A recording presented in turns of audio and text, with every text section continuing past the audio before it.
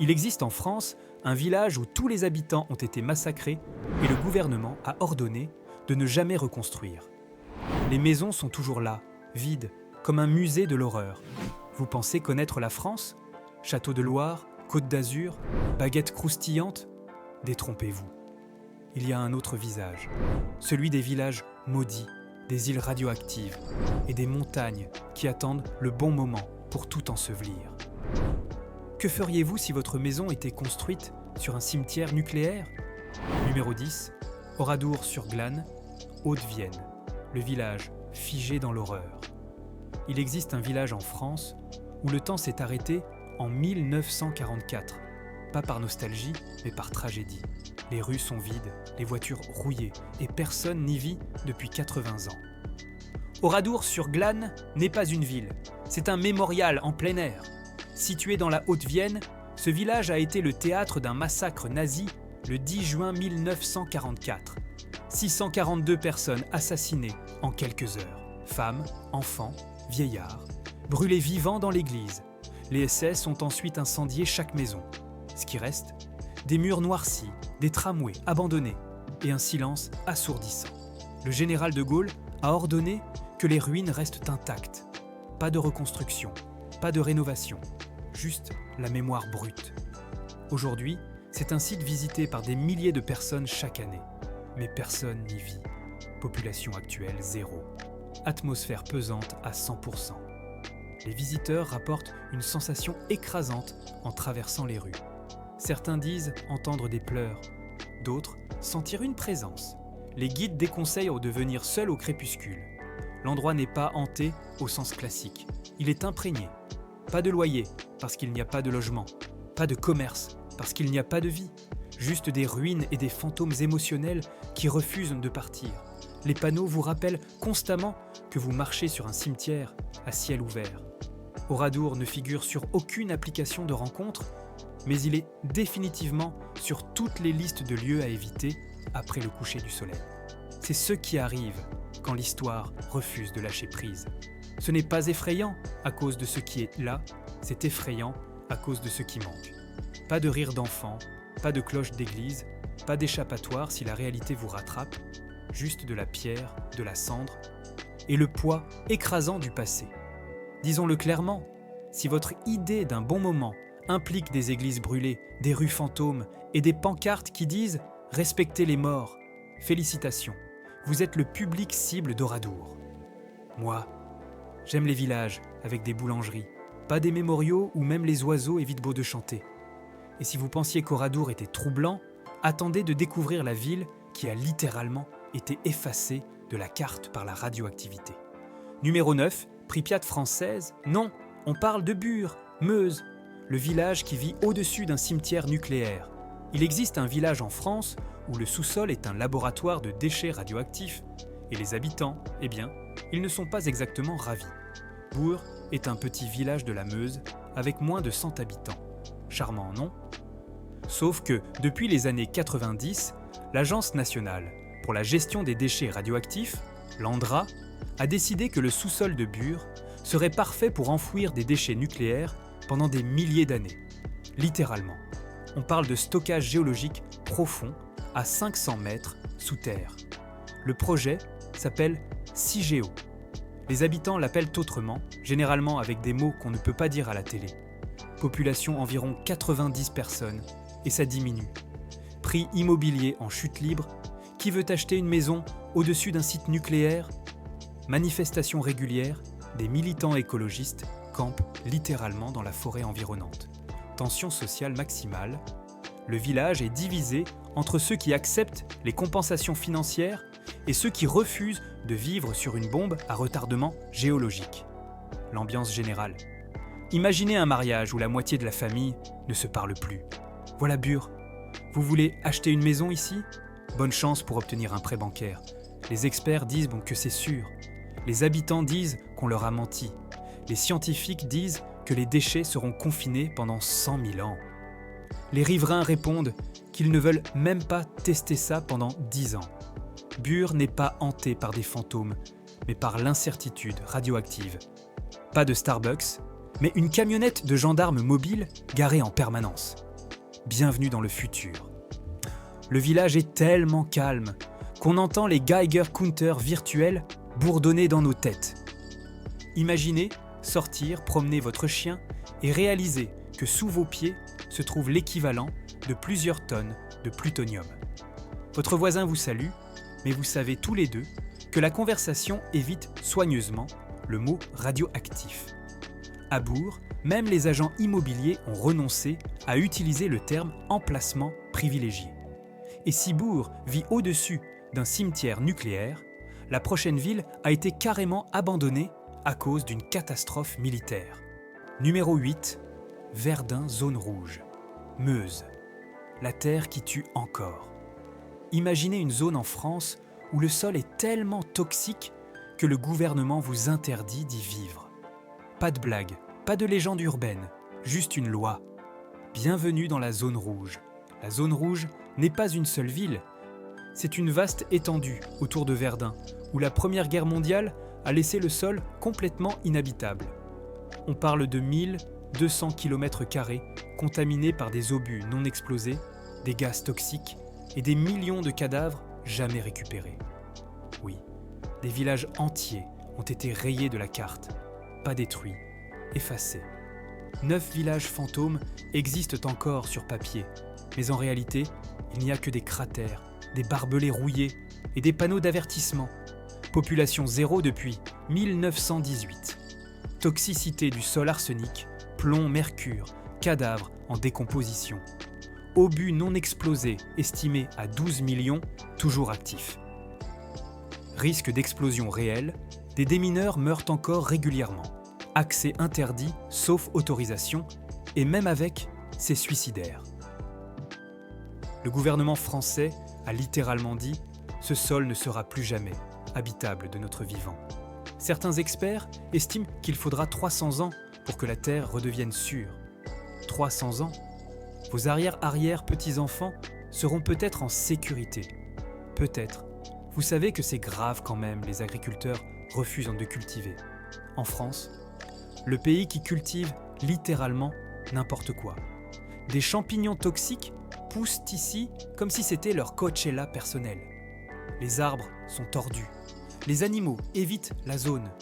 Et les chasseurs qui s'aventurent trop loin ne reviennent pas toujours. Imaginez marcher dans une forêt où chaque pas pourrait déclencher un obus centenaire. Vous entendez un clic sous votre pied. Vous ne bougez plus. Votre téléphone n'a pas de réseau. Personne ne sait où vous êtes. Félicitations, vous venez de gagner un aller simple pour l'au-delà. À Paris, vous risquez de vous faire voler votre portefeuille. Dans la zone rouge, vous risquez de littéralement exploser. Choisissez votre aventure. Et si la zone rouge est un champ de bataille qui refuse de mourir, la prochaine ville a été abandonnée pour des raisons que personne ne veut vraiment expliquer. Numéro 7, Courbefy, Corrèze, le village vendu sur eBay. Il existe un village en France qui a été vendu sur eBay pour 330 000 €. Non, ce n'est pas une blague. Oui, c'est aussi bizarre que ça en a l'air. Courbefy est un hameau abandonné en Corrèze. 20 bâtiments, 0 habitants, et une histoire qui ressemble à un pitch de film d'horreur indépendant. Dans les années 70, un promoteur a acheté le village avec l'idée d'en faire un centre de vacances. Ça n'a jamais fonctionné. Les habitants sont partis, les bâtiments ont pourri, et en 2012, le propriétaire désespéré a mis tout le village en vente sur eBay. Un artiste américain l'a acheté. Il a essayé de créer une communauté artistique. Ça n'a pas marché non plus. Aujourd'hui, Courbefy est un village fantôme, avec des maisons qui s'effondrent, des volets qui battent au vent et une atmosphère qui crie « Run ». Population zéro depuis les années 70, prix de vente 330 000 € pour 20 bâtiments, faites le calcul. État des lieux, toit qui fuit, murs fissurés, ambiance film d'horreur. Connexion internet, vous plaisantez ? Projet actuel, toujours abandonné, toujours en vente, toujours hanté. Les randonneurs qui passent par là rapportent une sensation étrange, comme si le village lui-même vous observait. Les fenêtres vides vous suivent du regard. Le silence est trop parfait, trop intentionnel. Certains disent avoir entendu des portes claquer alors qu'il n'y avait pas de vent. D'autres ont vu des ombres bouger à l'intérieur des bâtiments abandonnés. Personne ne reste après la tombée de la nuit. Personne. Imaginez acheter un village entier pour le prix d'un appartement parisien. Ça semble être une affaire, non ? Jusqu'à ce que vous réalisiez que vous êtes seul, sans électricité, sans eau courante et avec des voisins fantômes qui n'ont pas payé leur loyer depuis 50 ans. Courbefy n'est pas seulement abandonné, il est renoncé. Même les projets de rénovation ont abandonné. À ce stade, le village gagne. Et si Courbefy a été vendu et oublié, la prochaine ville a été carrément maudite par ses propres habitants. Numéro 6, Triora, non désolé, on reste en France, Séchilienne, Isère, le village que la montagne veut détruire. Il existe un village en France où la montagne au-dessus menace de s'effondrer depuis des décennies. Et non, ce n'est pas une métaphore. Séchilienne est nichée dans les Alpes, juste au sud de Grenoble. Pittoresque, non ? Sauf qu'au-dessus du village se trouve une montagne instable, le Mont Sec, qui se fissure lentement depuis les années 80. On parle de 30 millions de mètres cubes de roches, prêts à dévaler la pente et à rayer Séchilienne de la carte. Le gouvernement surveille la montagne 24 heures sur 24 avec des capteurs, des lasers, des drones. Si le glissement de terrain se produit, il pourrait créer un barrage naturel sur la Romanche, inonder la vallée et provoquer un tsunami local. Charmant, non ? Population environ 200 personnes qui refusent de partir. Prix immobilier qui veut acheter une maison sous une avalanche potentielle. Surveillance constante caméra, sismographe, tout le dispositif.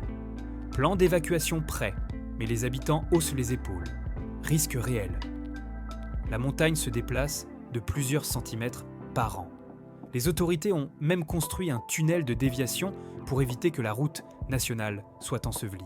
Vous savez que c'est sérieux quand le gouvernement construit un tunnel juste au cas où votre montagne déciderait de faire une sieste sur votre village.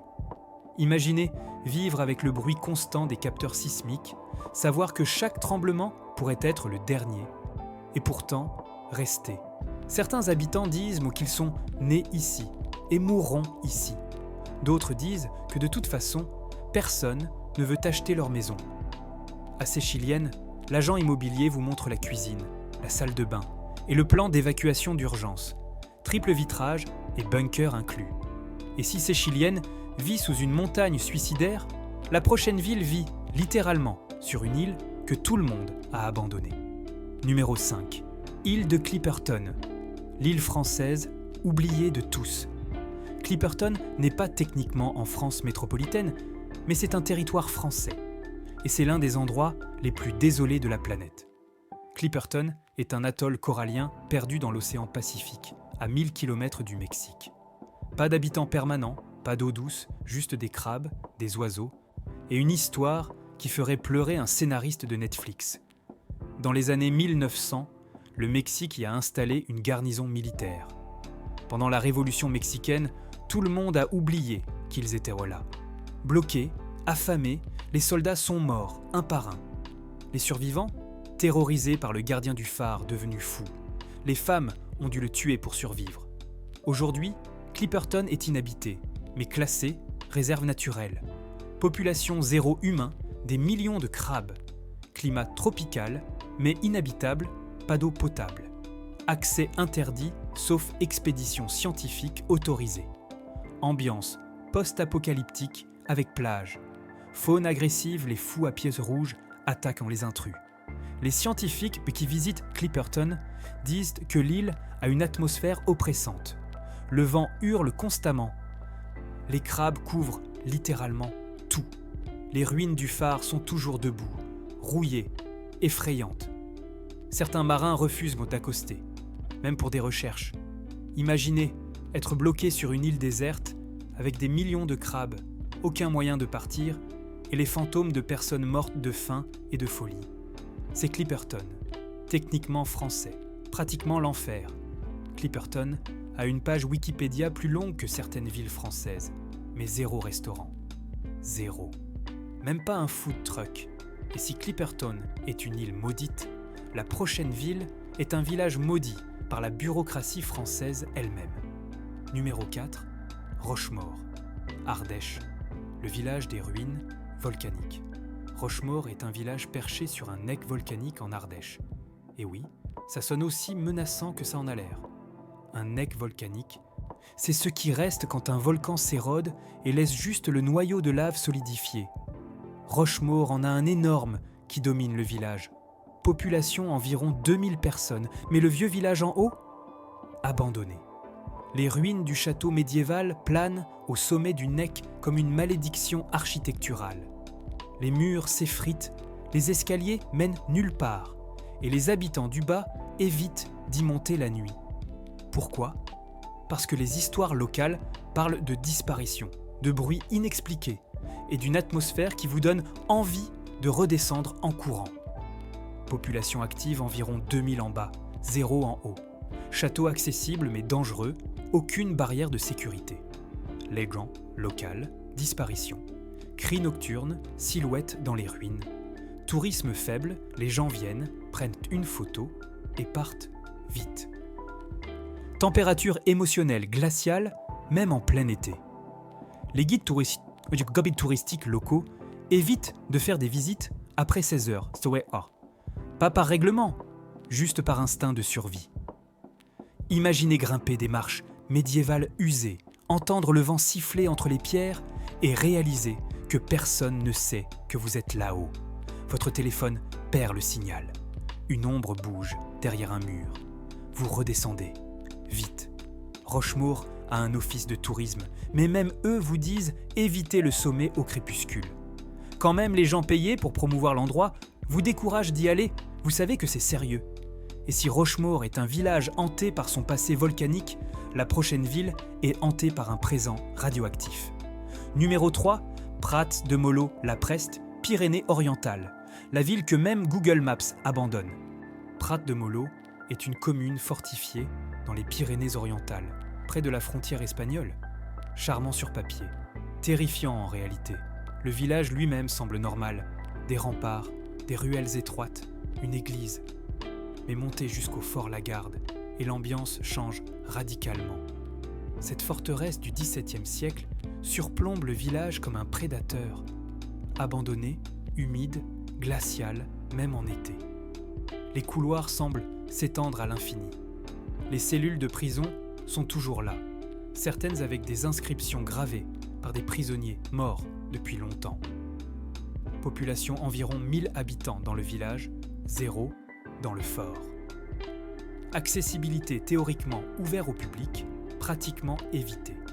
Rapports étranges, téléphones qui s'éteignent, batteries qui se vident instantanément. Température intérieure toujours froide, peu importe la saison. Historique sombre, exécution, torture, emprisonnement politique. Les visiteurs rapportent une sensation de malaise intense dans certaines sections du fort. Des bruits de pas, des portes qui claquent, des voix. Les habitants du village ne montent jamais au fort après la tombée de la nuit. Jamais. Même les adolescents locaux, pourtant friands de sensations fortes, refusent les défis impliquant le fort Lagarde de nuit. Imaginez être enfermé dans une cellule de pierre, entendre des chaînes traîner dans le couloir et réaliser que vous êtes seul. Enfin, théoriquement, seul. Prat de Mollo a un fort classé monument historique, mais aucun gardien ne veut y dormir. Ça devrait vous dire tout ce que vous devez savoir. Et si Prat de Mollo a un fort hanté, la prochaine ville est hantée par une expérience nucléaire ratée. Numéro 2, Moruroa, Polynésie française. L'atoll que la France a fait exploser. Moruroa n'est pas sur le continent, mais c'est français. Et c'est l'un des endroits les plus toxiques et interdits du territoire français. Entre 1966 et 1996, la France a effectué 181 essais nucléaires sur l'atoll de Moruroa. Oui, 181 bombes. Le gouvernement a promis que c'était sûr. Spoiler alert, ça ne l'était pas. Aujourd'hui, Moruroa est complètement interdit d'accès. Radioactivité résiduelle, fissures dans l'atoll, risque d'effondrement et de tsunami radioactif. Les anciens travailleurs développent des cancers à un taux alarmant. Les Polynésiens locaux appellent cet endroit la blessure. Population 0, et ça restera ainsi pendant des milliers d'années. Niveau de radiation classifié, mais probablement apocalyptique. Accès strictement interdit, Même les scientifiques doivent obtenir une autorisation spéciale. Conséquences sanitaires cancer, malformation, contamination marine. Avenir de l'atoll potentiellement catastrophique si la structure s'effondre. Le gouvernement français a finalement admis en 2010 qu'il y avait eu des impacts sanitaires. Seulement 50 ans, trop tard.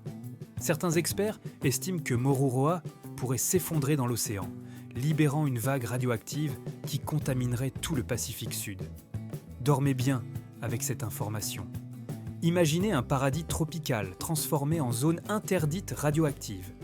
Eau turquoise, sable blanc et un panneau qui dit « Danger de mort, ne pas approcher ».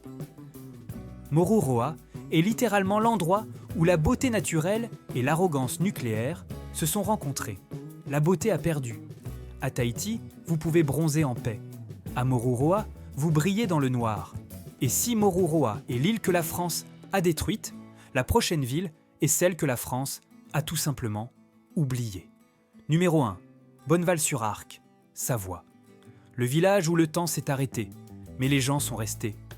Bonneval-sur-Arc est l'un des plus hauts villages d'Europe, niché à 1800 mètres d'altitude dans les Alpes. Population environ 200 habitants en hiver, un peu plus en été. Ça semble idyllique, non ? Montagne, neige, fromage. Sauf que Bonneval est complètement coupé du monde 6 mois par an. La route d'accès ferme à cause de la neige. Pas de livraison, pas de service d'urgence, pas d'échappatoire. Vous êtes coincé. Les habitants appellent ça la saison du silence. Les touristes l'appellent cauchemar logistique. En hiver, si vous avez une urgence médicale, vous priez qu'un hélicoptère puisse décoller. Spoiler, il ne peut pas toujours. Population environ 200, mais isolée 6 mois par an. Accès routier coupé de novembre à mai. Services médicaux inexistants en hiver. Héliportage seulement si météo favorable. Connexion internet aléatoire au mieux. Température hivernale régulièrement moins 20 degrés. Mentalité locale survivaliste, autosuffisante, méfiante envers les étrangers. Les habitants stockent de la nourriture comme si l'apocalypse était prévu chaque novembre. Parce que, en gros, c'est le cas, les enfants vont à l'école dans le village, mais si un enseignant tombe malade, il n'y a pas de remplaçant. Les livraisons Amazon, oubliez, même la poste abandonne parfois. Imaginez réaliser en janvier que vous avez oublié d'acheter du café. Trop tard, vous êtes coincé jusqu'en mai. Profitez de votre tisane de regret. Bonneval-sur-Arc a été élu l'un des plus beaux villages de France. Belle prison, mais prison quand même. Les habitants vous regardent avec un mélange de pitié et de jugement si vous visitez en hiver. Comme pour dire bienvenue en enfer gelé. Espérons que vous aimez les mêmes 20 personnes pendant 6 mois. Et soyons honnêtes, c'est le seul endroit en France où votre excuse pour ne pas venir au dîner est littéralement « la route n'existe plus jusqu'en mai ». Imaginez vivre dans un village où votre voisin est aussi votre épicier, votre médecin et la seule personne à qui parler pendant des mois. Les disputes durent jusqu'au printemps parce qu'il n'y a nulle part où aller. Bonneval-sur-Arc n'est pas hanté par des fantômes, mais par l'isolement extrême. Et franchement, c'est pire. Alors voilà, 10 petites villes françaises que les habitants eux-mêmes vous déconseillent de visiter. Des villages figés dans le temps, des îles oubliées, des montagnes qui menacent de s'effondrer et des territoires rendus inhabitables par l'homme ou la nature. La France a ses châteaux, ses vignobles et sa tour Eiffel. Mais elle a aussi ses secrets sombres, ses coins maudits et ses endroits où même les Français ne veulent pas aller.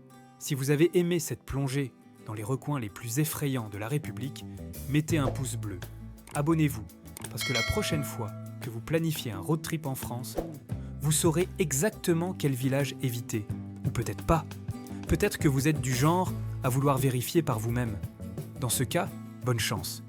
Et envoyez une carte postale si vous revenez.